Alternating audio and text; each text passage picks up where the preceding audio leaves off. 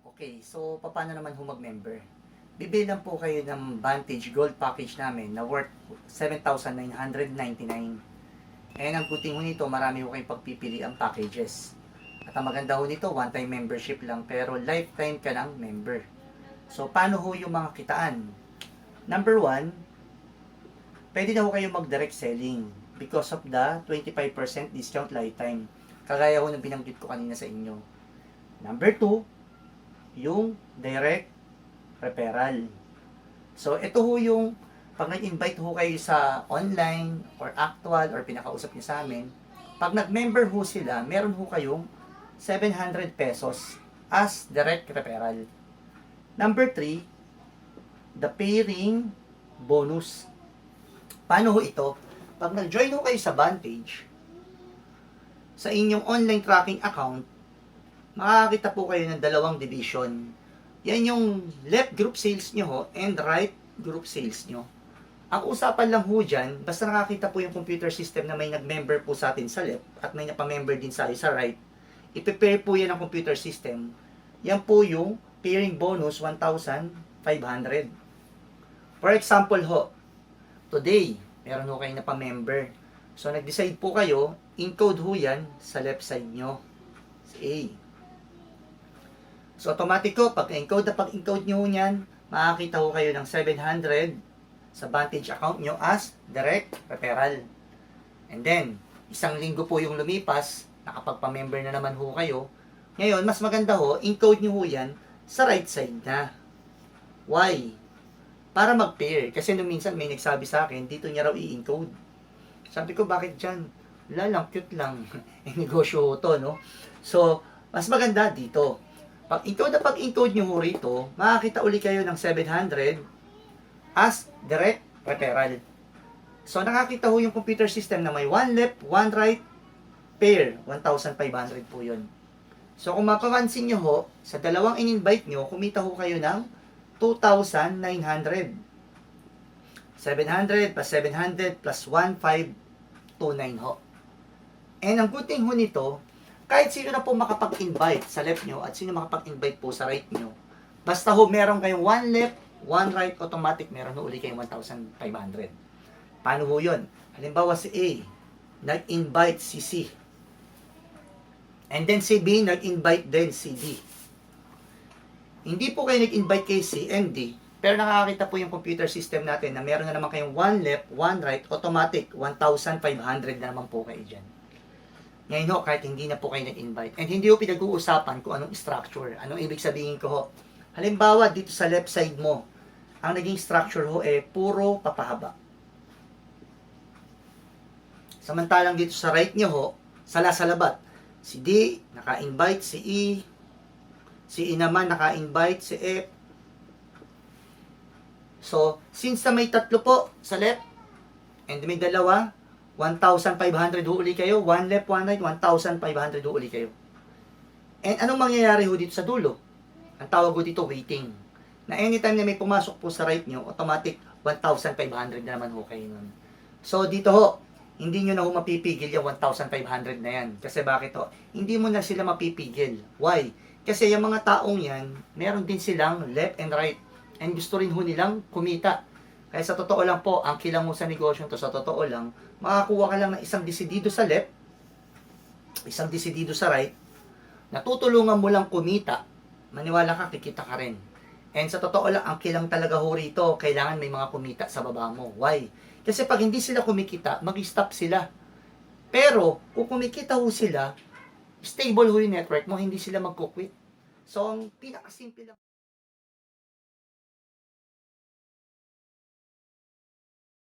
Tingnan nyo po ha, sa dami-dami yan sa araw-araw nag-activity, imagine niyo ho, 10 lang yung pumasok sa left, 10 sa right, sa loob po ng isang linggo. So, 10, 1,500, so 15,000 po yun isang linggo. Ngayon ho, eto ho, nilagyan ho ito ng limit, itong 1,500 natin. Kasi kung wala hong limit yan, malulugi ho yung company. Ang pinaka-limit ho natin, maximum 15,000 per day lang po ang kita natin sa 1,500. Anong ibig sabihin ko ho? Sa sobrang laki na ng organization mo, for example ho, may 20 pumasok sa left today. And may 20 rin ho na nag-join sa right today. So, 20 peso yan times 1,500, dapat 30,000 ho yan. Pero ang babayaran lang ng company sa atin is 15,000 per day. Pagtyagaan nyo na lang po yan. Pagtyagaan nyo na po yung 15,000 per day. Kasi ho, yung kumpanya, kailangan din kumita. Kasi kung hindi siya kikita, abay, hindi na ho tayo magkikita-kita. No? So, ganito lang po siya tumatakbo. And number 4. Yung number 4 naman is yung indirect referral. Paano ho ito? Halimbawa, nangyayari ho kasi minsan, nakakakuha ho tayo ng very aggressive na tao. Anong example ho niyan? Halimbawa, ito tayo. Nakakuha ho tayo ng isang tao na sobrang aggressive, na invite, lumaki yung organization niya. Pero, wala tayong right. So, sa ibang company ho, wala ho tayong commission dyan kasi walang pairing. While sa Vantage ho, kahit isang side lang ho yung tumakbo sa atin, meron po tayong kita dyan. Paano ho yan?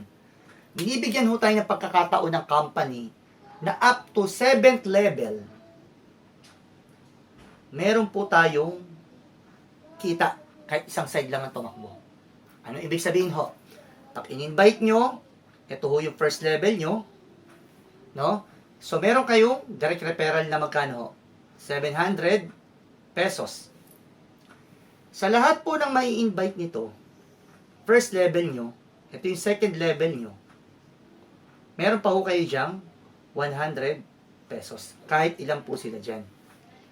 Sa lahat po ng mai-invite, itong second level nyo, which is yun yung magiging third level nyo, meron pa ho kayo dyang commission na 75 pesos. Sa lahat po ng mai-invite nyo itong third level nyo, which is your fourth level, meron pa ho kayong 50 pesos. And then, 25 pesos, 25 pesos, and then 25 pesos. Ngayon, kung titingnan nyo ito, pag pinlas mo ito, 1,000 pesos ho ito eh. Barya-barya lang ho siya kung titingnan mo, pero sarami naman yung second level mo, third level, fourth level mo, lumalaki din ho ito. Ngayon, paano naman ho kung maparisan mo? Nakakuha ka rin ng isa rito na biglang lumaki rin ho. So, ma-apply din ho ito, meron ka uling kita up to your 7th level dito sa right. And then, additional pairing pa ho yan na 1,500, 1,500, 1,500, 1,500, 1,500, 1,500. Yan ho siya kaganda. And then, number 5, lastly, yun ho yung pinaka uni-level natin. Ano ho yung uni-level? Yun ho yung diniscuss ko sa inyo kanina. Na, etong diniscuss kong etong mga to, direct referral, pairing bonus, indirect referral, ito ho yung mga kita nyo, nung nag-member sila, naging dealer sila, bumili sila ng package. Pero, paano ho, pag bumibili na sila ng mga produkto, personal use or nagbebenta-benta na sila, yun na ho yung kitaan natin na tinatawag ay number 5, uni-level. Uni-level. Or yan po yung mga kita natin sa mga repeat sales natin. So, paano ho yun? Ito ho yung kinukwento ko sa inyo na up to your 10th level, pag bumibili sila ng product, meron kayong commission. Yung mga first level, meron po kayong commission dyan na 15%. Sa lahat ng iimbitahin ng first level nyo, second level, sa lahat ng bibili nilang produkto, habang buhay, meron po kayong 8%. Sa third level, 8%. And then, 8%, 8%, 8%, 8%, and then 5%, and then 5%, up to 10 level. Ngayon, imagine nyo na lang po, i-average na lang natin ho yan sa 8%. Buong grupo mo mag-sales po ng 1 million. Magkano po 8% yan? That is 80,000 pesos po.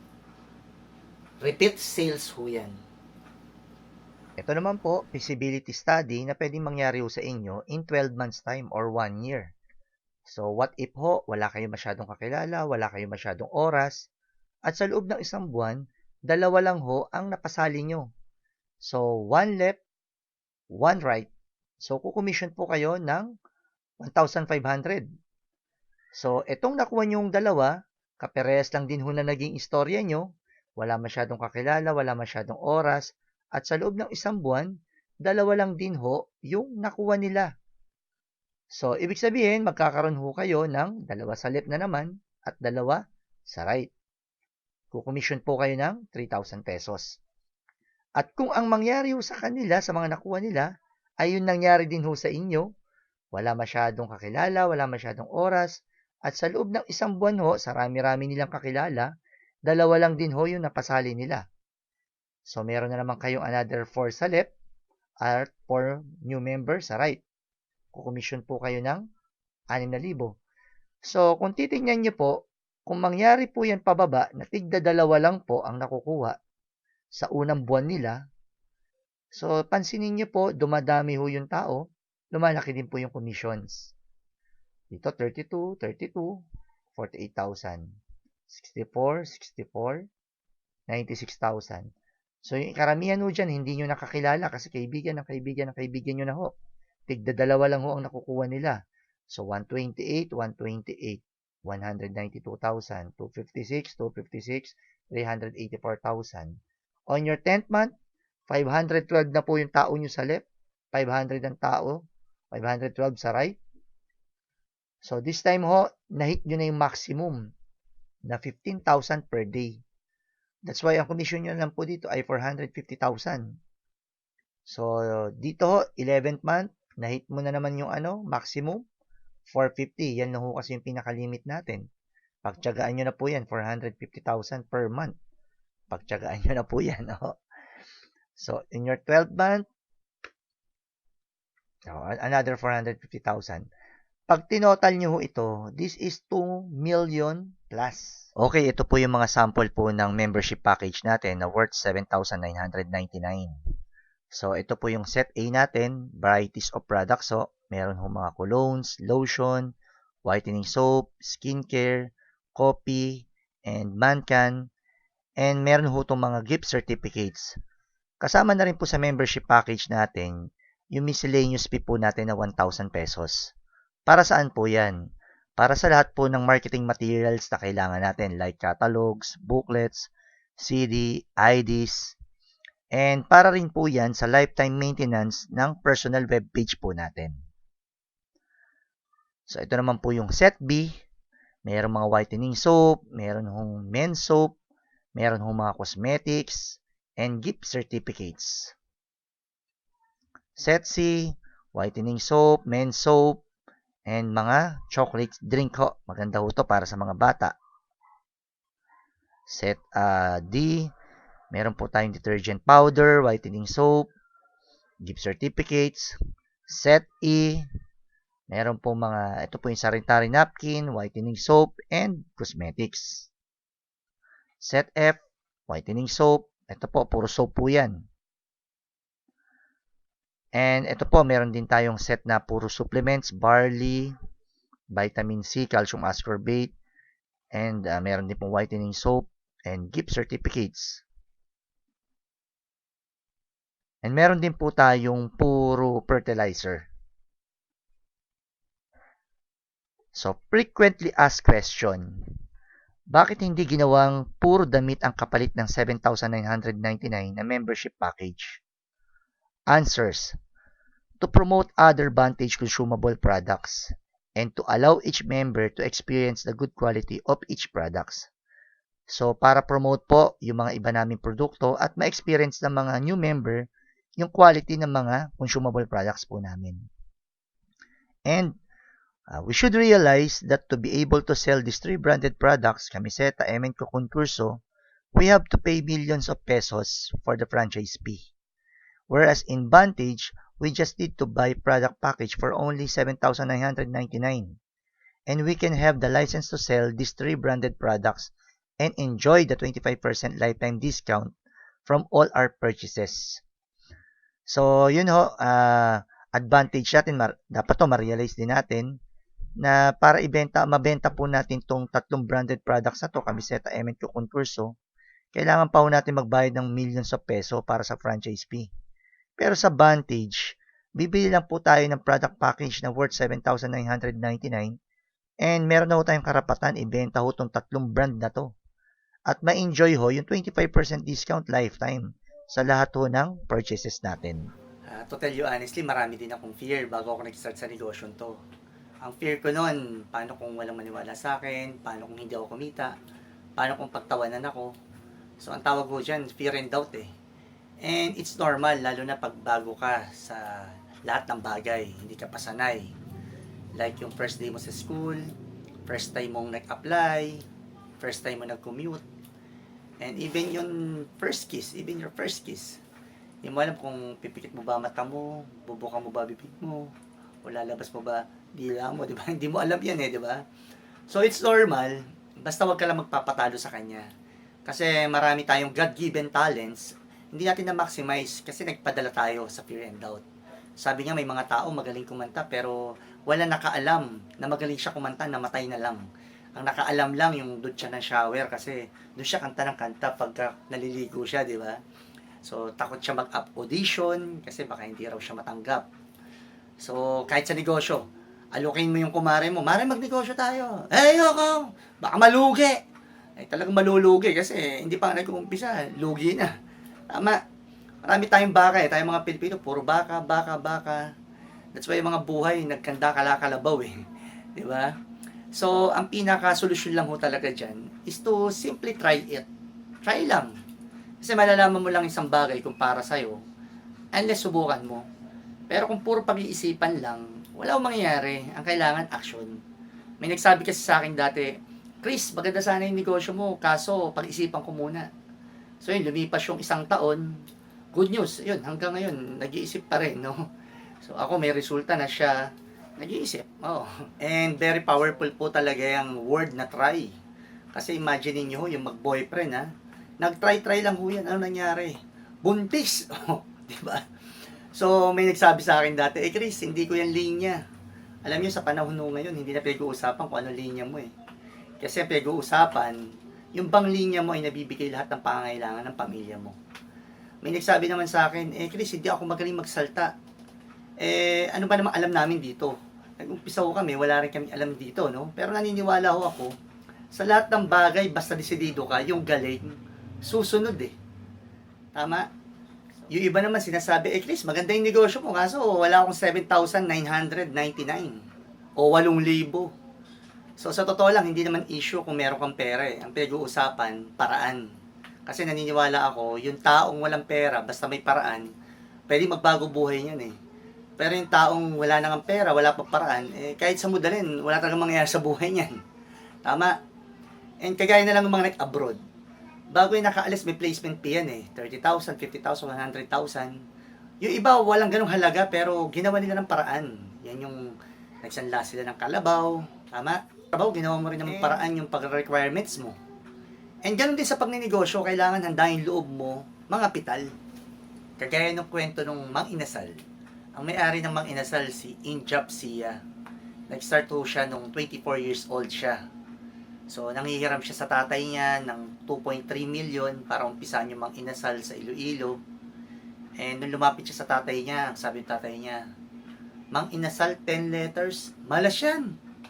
Tingnan mo yung McDonald's, 8 letters, very successful. Jollibee, 8 letters, very successful. Chowking, 8 letters, very successful. So, uwi si Injap Sia, pero kinabukasan, bumalik siya sa tatay niya. Sabi niya, Tay, bakit ang Bangko de Oro 10 letters, very successful? Sabi ng tatay niya, oo nga no, sige, ito utang. Pinautang siya. So, first 3 days ng operation ng Mang Inasal, halos mag-give up si Injap. Kasi unang-una sila yung kahera ng misis niya, and ang dami nilang kinakalmang client kasi ang tagal ng serving ng food. Pangatlo, yung pinaka-exhaust, baliktad, kaya hindi magkakitaan yung mga tao. And pagod na pagod siya kasi uuwi siya sa bahay 9 o'clock, 10 o'clock, 11 o'clock. Tapos imamarinate niya yung chicken hanggang alas 3 na madaling araw, gigising alas 6. So, yun. Sabi niya, after 3 days, gusto niya i-give up. Sabi niya sa misis niya, sara na natin to, kalokohan to. Sabi nung misis niya, eh, paano yung inutang mo sa tatay mo? Sabi ni Injap, eh, bahala na. ibawas siya ng samahan ako kung may mamanahin ako. Pero yun nga, nung nakatulog siya, nakaka-regain siya ng lakas, tinuloy-tuloy niya yung Mang Inasal. And yun, the rest is history. Fast forward 11 years later, 2014, Mang Inasal is the second largest food chain in the Philippines. Sumunod siya sa Jollibee, ang third McDo. Jollibee has 800 outlets, Mang Inasal 490 outlets, and Jollibee only 385 outlets. So, nung nakita siya ng Jollibee na palaki siya ng palaki, and kinakain na ng Mang Inasal yung market ng Jollibee, ang ginawa ng Jollibee, binili yung Mang Inasal na yung 70% ng Mang Inasal. So, 30% na lang yung natira kay Inchap. And you know what? Yung 70% kung magkano amount? Binili siya ng Jollibee ng 3 billion pesos. Siya umutang 2.3 million, naging billion. Tayo 8,000 lang, nagdidilim ang mga paningin. So, yan ho ang reality. Maraming successful businessman, nag-umpisa lang ho talaga yan sa utang. And they even loan millions sa mga bangko para makapag-put up lang ng business. Pero nalulugi din ho yung mga yan. Pag nalugi, loan uli. Pag nalugi, loan uli. Pag nalugi, loan uli. Hanggang sa mag-gain nila yung right skills. That's why sila yumayaman. Tama? Sa Pilipino, baliktad eh. Malakas ang loob umutang, pagkaluho, tama? Magka-credit card ng cellphone, appliances, birthday party, tapos iimbitahin yung mga kapitbahay. Tapos minsan, pupulaan ka pa, di ba? Nag-uusap yan. Wala man lang hotdog, puro sibuyas. Ito yung BC yata to eh. So, pagkatapos ng kainan, ikaw uli magliligpit. Hanggang sa kinagabihan, mag-uusap kayo mag-asawa. Tulog kayo, di ba? Sa wakas, nakaraos tayo. Hindi kayo nakaraos. Umpisan nyo palang babayaran yung utang nyo eh. Tama. Yung iba ko kasi, natatakot sa 7,999 eh. Alam mo, sagot ko, mas matakot ka kung ilang taong ka na nagtatrabaho, wala ka pa rin nito. Tama. And sa totoo lang, pag gusto, marami namang paraan eh. Pwede mong gawa ng paraan to. Una, pwede kang humanap ng kahati mo sa account. So, sa 799 na yan, pwede kayo maghati, dalawa kayong magkaibigan, tig 4,000 kayo. So, share din kayo doon sa kikitain ng account na yon. So, pwede rin namang apat kayo maghahati-hati, tig 2,000. Tama?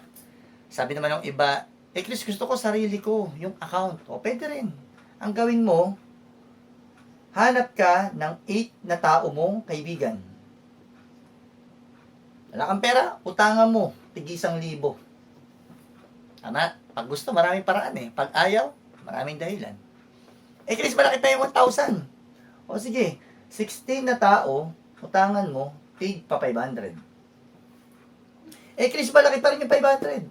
O sige, 32. Tig to 250. Chris, malaki pa rin 250. O sige, 8,000 na tao, utangan mo, tag piso. O, diba? So, pag gusto, may paraan eh. So, ang maganda naman ho dito sa 799 na to, ang nakakatawa rito, may product ka namang makukuha eh. So, pwede mong gamitin or pwede mong ibenta. And sa totoo lang, kahit hindi ka naman mag-join sa Vantage, bibili ka rin naman ng sabon, bibili ka rin ng napkin, bibili ka rin ng makeup. Parang in advance mo lang. Sa total, ito rin naman yun eh. Tama? Sa totoo lang ho, pag ginagawa mo na tong Vantage, isa lang ang sasabihin mo eh. Napakaliit ho ng 799 kumpara sa mga matututunan mo sa mga trainings dito. Matututunan mo about sa pagnenegosyo. Imagine niyo na lang ho, ang magtuturo sa'yo, isa magtuturo sa'yo. Yung owner ng kamiseta na billionaire. Imagine mo yung skills or wisdom na matututunan mo sa taong yun. Alam niyo, isa lang po masasabi ko eh. Simple itong negosyo to. Pag inisip mong simple. Pero pag inisip mong mahirap, mahirap din ito. Kasi kung pag-iisipan mo lang, ito lang naman talaga yung trabaho natin sa negosyo to eh. Mag-invite and mag-present. So mag-invite ka, pwede mong imbitahin pwede ka mag-invite through Facebook, imbitahin mo yung mga kaibigan mo. No, kahit sino pwede mong imbitahin. And present, pwede mag-present ka ng actual. Pwede rin panood mo lang yung video natin. Then, apply the SW3 next. Ano ito? Some will join, some will not. So what? Next. Sa Tagalog, may magjo-join, may hindi. Okay lang. Tama? Hindi mo kailangan maging magaling mag-convince or magaling mangunvince. Ang hinahanap mo lang ho dito, yung taong hinahanap din yung ganitong klaseng opportunity. And hindi mo rin kailangan mamilit. Kasi bakit mo pipilitin yung ayaw? Eh, marami namang may gusto. Finding the right person lang ho ito. May kinausap ka, ayaw, okay lang, next. May kinausap ka, ayaw, next. May kinausap ka, ayaw, next. Hanggang sa mahanap mo yung mga tamang tao. Numbers game lang ho ito. Pero wag mo na sasabihin sa mukha ng prospect mo itong next ha. Yung tipong pag ayaw. Ayaw mo? Next! O, wag naman gano'n, di ba? Pag ayaw niya, kamayan mo na lang. Thanks for your time. Pag talikod mo, umulong ka na lang, mamatay kang dukha. O, yun na lang, di ba? So, ganun lang ho siya, no? Madali sa'yo to pag naisa puso mo tong SW3 next.